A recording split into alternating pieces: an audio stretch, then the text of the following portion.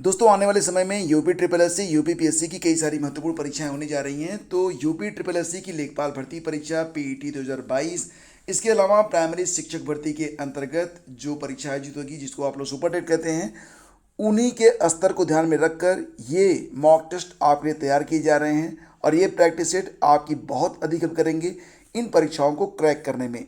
तो आइए model paper number 10 को देखते हैं। पहला क्वेश्चन है, भारतीय संविधान के किस भाग में आपातकाल का प्रावधान है? आपके ऑप्शन है भाग 3, भाग 4, भाग 20 और भाग 18। सही आंसर क्या होगा? अगर आपने गेस किया है यहाँ पर ऑप्शन सी डी मतलब भाग 18 को, तब आपका आंसर बिल्कुल करेक्ट है। तो देखो फ्रेंड्स, ये जो उल्लेख आपको मिलेगा संविधान के किस भाग में आपातकाल का प्रावधान है, तो आपातकाल का प्रावधान आपको मिलता है भाग 18 में। भाग 3 को अगर आप देखेंगे तो वहाँ पर आपको क्या मिलेगा? मूलाधिकार मिलेगा। भाग 4 में क्या मिलेगा? नीति निर्देशक तत्व मिलेंगे। और भाग 20 में संविधान संशोधन का प्रावधान मिलता है। तो ये याद रखना, ये काफ़ी इंपॉर्टेंट है। नेक्स्ट है, स्वतंत्र भारत के पहले मंत्रिपरिषद में कुल कितने सदस्य थे? स्वतंत्र भारत की जो पहली मंत्रिपरिषद थी वो विदाउट चुनाव के बनाई गई थी। आप जानते ही हैं कि भारत में पहली बार स्वतंत्रता के बाद जो आम चुनाव हुए थे 1951 में हुए थे। 15 अगस्त 1947 को जब भारत आज़ाद हुआ तो प्रधानमंत्री पंडित जवाहरलाल नेहरू के बाद कुल मिला के 36 लोगों के साथ मंत्रिमंडल का गठन किया गया। तो सही जवाब इसका ऑप्शन डी है। ये याद रखना, काफ़ी इंपॉर्टेंट क्वेश्चन है। तो भारत की आज़ादी के साथ ही 15 अगस्त 1947 को प्रधानमंत्री जवाहरलाल नेहरू के नेतृत्व में पहली सरकार बनी थी। और सरकार में पहली महिला मंत्री कौन बनी थी? राजकुमारी अमृत कौर, और उन्हें स्वास्थ्य मंत्रालय सौंपा गया था। एग्ज़ाम में ये प्रश्न भी आएगा कि स्वतंत्र भारत की जो पहली सरकार बनी थी उसमें पहली महिला मंत्री कौन थी? तो राजकुमारी अमृत कौर थी, जिन्हें स्वास्थ्य मंत्रालय मिला था। भारतीय जनसंघ के संस्थापक डॉक्टर श्यामा प्रसाद मुखर्जी उद्योग और आपूर्ति मंत्री बने थे। और डॉक्टर भीमराव अंबेडकर को कानून मंत्रालय सौंपा गया था। तो यहाँ पर आप पूरी लिस्ट को देख सकते हैं। 15 अगस्त 1947 को जवाहरलाल नेहरू के देश के पहले प्रधानमंत्री बने थे और उनकी कैबिनेट में गृह मंत्री और सूचना मंत्री बने थे सरदार वल्लभ भाई पटेल। खाद्य एवं कृषि मंत्री बने डॉक्टर राजेंद्र प्रसाद। शिक्षा मंत्री बने थे डॉक्टर अबुल कलाम आज़ाद। कई बार ये क्वेश्चन आता है डॉक्टर अबुल कलाम आज़ाद के बारे में कि स्वतंत्र भारत के जो पहले शिक्षा मंत्री बने थे कौन बने थे। रेलवे और परिवहन मंत्री बने थे डॉक्टर जॉन मथाई। और सरदार बलदेव सिंह ये भारत के पहले रक्षा मंत्री बने थे। स्वास्थ्य मंत्री के रूप में पहली महिला मंत्री बनी थी राजकुमारी अमृत कौर। वाणिज्य मंत्री CH भाभा बने। संचार मंत्री बने थे रफ़ी अहमद किदवई। डॉक्टर श्यामा प्रसाद मुखर्जी को क्या मिला था? उद्योग और आपूर्ति विभाग। और कार्य खनन एवं ऊर्जा मंत्री जो बने थे उनका नाम था VN गाडगिल। और वित्त मंत्री कौन बने थे? RK षणमुखम शेट्टी। विधि मंत्री बने डॉक्टर VR अम्बेडकर। और श्रम मंत्री बने थे जगजीवन राम। तो ये पूरी लिस्ट है आपके सामने। अगला क्वेश्चन होगा कि राजभाषा आयोग का गठन कब किया गया था? राजभाषा आयोग का गठन किया गया था 1955 में। जी हाँ, ऑप्शन सी इसका करेक्ट है। तो राजभाषा आयोग के जो पहले अध्यक्ष थे कौन थे? ये एग्जाम में पूछा जा सकता है। सही जवाब इसका VG खरे। भारतीय संविधान के अनुच्छेद 344 में प्राप्त शक्तियों का प्रयोग करते हुए 7 जून 1955 को राजभाषा आयोग का गठन किया गया। प्रथम राजभाषा आयोग का अध्यक्ष VG खेर द्वारा उनकी किसको बनाया गया था? VG खेर को बनाया गया था। हिंदी को भारत की राजभाषा के रूप में 14 सितंबर 1949 को स्वीकार किया गया। इसीलिए राष्ट्रीय हिंदी दिवस होती है प्रतिवर्ष 14 सितंबर को। इसके बाद संविधान में 343 से लेकर 351 अनुच्छेद तक राजभाषा के संबंध में उपबंध किए गए। 14 सितंबर को हिंदी दिवस के रूप में प्रतिवर्ष मनाया जाता है। और अनुच्छेद 343 के अनुसार संघ की राजभाषा हिंदी तथा लिपि देवनागरी है। फिर अगला क्वेश्चन है कि निम्नलिखित में कौन सा सुमेलित नहीं है? एक्स किरणें रोंटजन, लघु किरण हर्सेल, पराबैंगनी किरण रिचर या फिर गामा किरण मैक्सवेल। तो इसमें से कौन सा एक है जो कि सुमेलित नहीं है? इसका आंसर हो जाएगा गामा किरण। तो गामा किरणों की खोज किसने की थी फ्रेंड्स? ये खोज की गई थी बेकुरल के द्वारा, ठीक है। तो गामा किरण जो थी इसकी खोज की गई थी बेकुरल के द्वारा, मैक्सवेल के द्वारा नहीं की गई थी। तो ऑप्शन डी इसका जो सुमेलित नहीं है। फिर अगला क्वेश्चन है कि भारतीय संविधान के किस अनुच्छेद में भारतीय नागरिकों के मूल कर्तव्यों को शामिल किया गया है?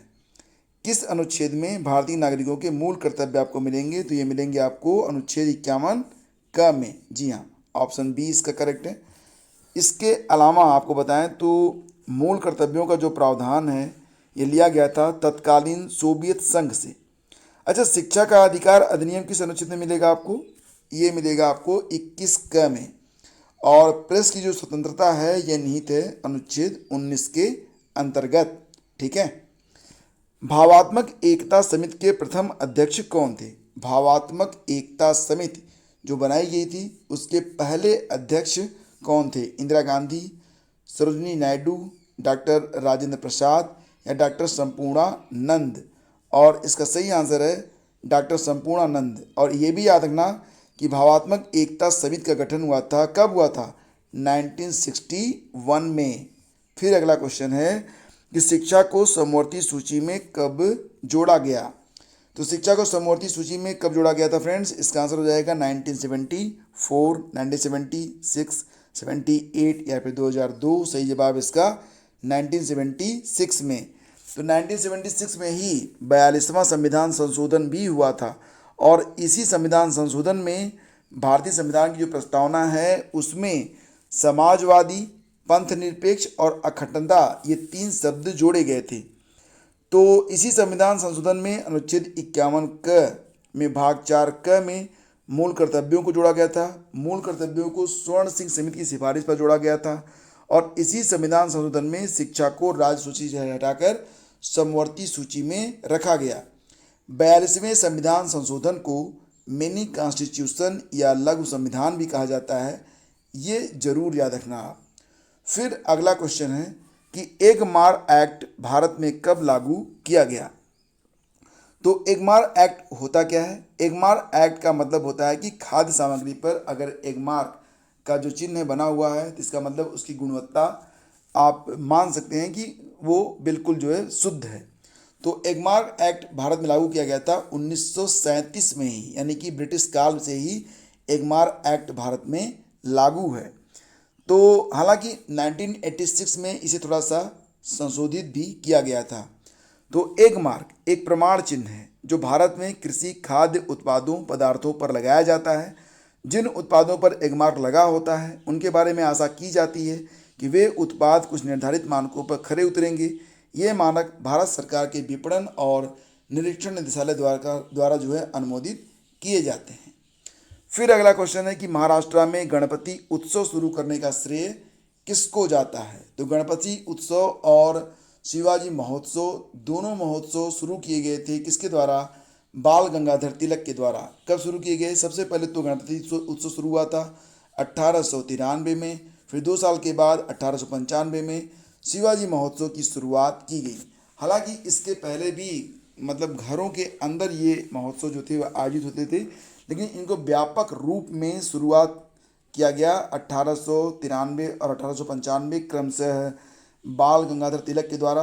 तो 1893 में गणपति उत्सव शुरू हुआ और 1895 में शिवाजी महोत्सव स्टार्ट हुआ। फिर देखिए अगला क्वेश्चन क्या है, तो उसके पहले बात करते हैं बाल गंगाधर तिलक के बारे में। तो बाल गंगाधर तिलक ने 2 समाचार पत्रों का संपादन किया था। एक तो केसरी था जो कि मराठी भाषा में था, दूसरा मराठा था जो कि अंग्रेजी भाषा में था। 1893 ईस्वी में गणपति महोत्सव और 1895 में शिवाजी महोत्सव का इन्होंने शुरुआत की थी। उन्हें देशद्रोही लेख लिखने के लिए मंडली जेल भेजा गया था। 1916 में उन्होंने ही होम रूल लीग की स्थापना की थी। तो एग्जाम में कई बार आता है कि होम रूल लीग की स्थापना किसी तरह की गई थी? बाल गंगाधर तिलक के द्वारा। उन्होंने कहा था, एक नारा दिया था कि स्वराज मेरा जन्मसिद्ध अधिकार है और मैं इसे लेकर रहूँगा। फिर अगला क्वेश्चन है कि भारतीय क्रांति की माँ किसे कहा जाता है? तो भारतीय क्रांति की माँ कही जाती हैं भीकाजी कामा। ऑप्शन सी यहाँ पर करेक्ट है। तो श्रीमती भीखाजी कामा, पूरा नाम था श्रीमती भीखाजी रुस्तम कामा, इनको मैडम कामा भी कहा जाता था। 24 सितंबर 1861 में इनका जन्म हुआ था। 13 अगस्त 1936 में इनकी डेथ हुई थी। भारतीय मूल की पारसी नागरिक थी, जिन्होंने लंदन, जर्मनी और अमेरिका का भ्रमण करके भारत की स्वतंत्रता के पक्ष में माहौल बनाया था। वे जर्मनी के स्टटगार्ड नगर में 22 अगस्त 1907 में हुई 7वीं अंतर्राष्ट्रीय कांग्रेस में भारत का पहला तिरंगा राष्ट्रध्वज फहराने के लिए वो जानी जाती हैं। हालांकि ये जो मॉडल था वर्तमान मॉडल जैसा नहीं था। तो दूसरी बात है सरोजिनी नायडू, ये स्वतंत्र भारत की पहली महिला राज्यपाल बनी थी और एनी बेसेंट भारतीय राष्ट्रीय कांग्रेस की अध्यक्षता करने वाली पहली महिला थीं। तो ये तीनों नाम इम्पॉर्टेंट हैं। फिर अगला क्वेश्चन है कि गोखले माई पॉलिटिकल गुरु, ये किसकी रचना है? तो गोखले जो थे, महात्मा गांधी ने कहा था कि गोखले से ही, उनकी प्रेरणा से ही मैं राजनीति में आया। तो ये जो किताब है किसके द्वारा लिखी गई होगी? महात्मा गांधी के द्वारा लिखी गई है। Option A Mahatma Gandhi, Gokhale my political गुरु। उससे फ्रेंड्स एक किताब और आई है अशोक कुमार पांडे की, उसने गांधी को क्यों मारा। किताब मैंने पढ़ी, मुझे काफ़ी अच्छी लगी। अगर आपको स्वतंत्रता संग्राम के दौरान जो अलग अलग व्यक्तित्व रहे उनके वास्तविक चेहरों को देखना है तो ये किताब आपकी हेल्प कर सकती है। ये किताब कहानी के रूप में है, लेकिन यहाँ इस किताब में सबसे अच्छी बात यह है कि बहुत ही सारगर्भित तथ्यों को भी शामिल किया गया है। डायरेक्टली परचेज करना चाहते हैं तो लिंक मैं दे देता हूँ वीडियो के डिस्क्रिप्शन में। चलो आगे बढ़ते हैं। और मूल संविधान में कितनी भाषाओं का उल्लेख था? वर्तमान में देखा जाए तो कितनी भाषाएं मिलेंगी आपको? 22 मिलेंगी। लेकिन मूल संविधान में कितनी भाषाएं थी? 14 थी। अच्छा, सबसे नई मतलब सबसे अंतिम में जो भाषा शामिल हुई है 8वीं अनुसूची में कुल 22 भाषाओं में, तो 22वीं भाषा कौन सी थी? ये भाषा थी कौन सी बताओ? ये 2014 में शामिल हुई थी। आगे बताता हूँ मैं आपको। ये थी ओडिया, ये याद रखना आप। तो मूल संविधान में 14 भाषाओं का उल्लेख था। वर्तमान में भाषाओं की संख्या कितनी है? 22 है। 8वीं अनुसूची में आपको 22 भाषाओं का उल्लेख मिलता है और ये भारत गणराज्य की आधिकारिक भाषाएं कही जाती हैं। भारतीय संविधान के भाग 17 में अनुच्छेद 343 से लेकर 351 तक शामिल जो अनुच्छेद हैं वो आधिकारिक भाषाओं से ही संबंधित हैं। वर्ष 2003 में 92 में संविधान संशोधन अधिनियम, जो कि वर्ष 2004 से प्रभावी हुआ था, इसके द्वारा बोडो, डोगरी, मैथिली और संथाली को 8वीं अनुसूची में शामिल किया गया था। फिर अगला क्वेश्चन है, भारत में जीएसटी को किस समिति की सिफारिश के आधार पर लागू किया गया था? तो बहुत ही अच्छा क्वेश्चन है। राजन समिति, अमिताभ समिति, विजय केलकर समिति और राघवन समिति। तो सही जवाब क्या है? ऑप्शन सी है, विजय केलकर समिति की अनुशंसा पर ही भारत में जीएसटी को लागू किया गया था। भारत में जीएसटी लागू कब से हुआ और किस प्रदेश ने सबसे पहले जीएसटी को अपने यहाँ लागू किया था? तो याद रखना कि भारत में जीएसटी लागू हुआ था 1 जुलाई 2017 में और सबसे पहले जीएसटी लागू किया गया था असम राज्य के द्वारा 12 अगस्त 2016 को। वित्त आयोग का गठन किया जाता है कितने वर्ष के लिए? 3 वर्ष के लिए, 6 वर्ष के लिए, 5 वर्ष के लिए, 8 वर्ष के लिए? तो वित्त आयोग का जो गठन होता है फ्रेंड्स, ये किया जाता है 5 वर्षों के लिए। और वित्त आयोग के गठन के बारे में जो प्रावधान है ये आपको मिलेगा अनुच्छेद 280 के अंतर्गत। वित्त आयोग का पहली बार गठन हुआ था 1951 में। पहले अध्यक्ष थे केसी नियोगी। वर्तमान अध्यक्ष कौन है? NK सिंह। फिर दुनिया का पुलिसमैन किसे कहा जाता है? ये आज का अंतिम प्रश्न है कि दुनिया का पुलिसमैन किसे कहा जाता है? महासभा यानी कि UNGA, सामाजिक और आर्थिक परिषद, सुरक्षा परिषद या फिर अंतर्राष्ट्रीय न्यायालय? सही जवाब है इसका ऑप्शन सी, सुरक्षा परिषद को ही दुनिया का पुलिसमैन कहा जाता है। तो सुरक्षा परिषद में कुल 15 देश होते हैं, 5 अस्थायी होते हैं, 10 अस्थायी होते हैं। भारत भी अस्थायी देशों में ही शामिल है। तो फ्रेंड्स, अगर वीडियो आपको पसंद आया है तो इसे लाइक ज़रूर कीजिएगा, अपने दोस्तों के बीच इसे शेयर भी कर दीजिएगा। और ये एक क्वेश्चन आपके लिए है, इसका उत्तर भी नीचे कमेंट करके ज़रूर बताइएगा। चाहे आपको आता हो या ना आता हो, गेस करिए, लेकिन इसका आंसर लिखिएगा ज़रूर। इससे आपकी बहुत अच्छी प्रैक्टिस हो जाएगी और ये प्रश्न अगर एग्ज़ाम में आया, जो कि बहुधा आता है, तो गलत नहीं होगा। गरीबी हटाओ का नारा किस पंचवर्षीय योजना में दिया गया? पहला, दूसरा, 5वां या फिर 7वां? तो उम्मीद करता हूँ कि इसका आंसर आपको ज़रूर पता होगा। वीडियो को आपने अब तक लाइक ज़रूर कर दिया होगा, अपने दोस्तों के बीच इसे आपने शेयर भी किया होगा। तो शीघ्र मिलते हैं आपसे एक नए मॉक टेस्ट में, तब तक के लिए मैं आज्ञा दीजिए और please do subscribe the channel and press bell icon. Thank you so much.